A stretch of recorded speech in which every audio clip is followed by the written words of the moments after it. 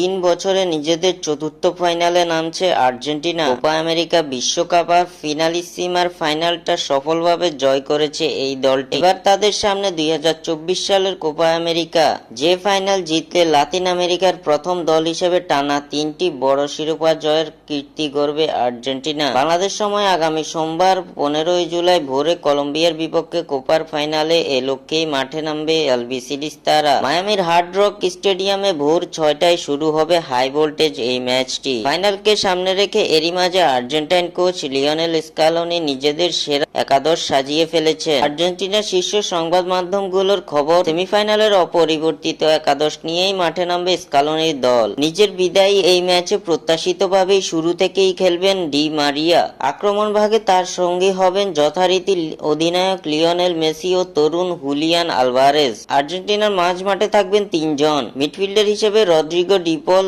Enzo Fernandez ও Alexis Mac Allister আছেন দারুণ ছন্দে। রক্ষণভাগ সামলানোর কাজে থাকবেন Gonzalo Montiel, Cristian Romero, Lisandro Martinez ও নিকোলাস তাগলিয়াফিকো। কোপা আমেরিকার ফাইনালে আর্জেন্টিনার সম্ভাব্য একাদশ: গোলরক্ষক এমিলিয়ানো মার্টিনেজ, রক্ষণভাগ Gonzalo Montiel, Cristian Romero, Lisandro Martinez, Nicolas Tagliafico. মাঝমাঠ Rodrigo De Paul, Enzo Fernandez, Alexis Mac Allister. আক্রমণ ভাগ Angel Di Maria, Julian Alvarez ও লিওনেল মেসি।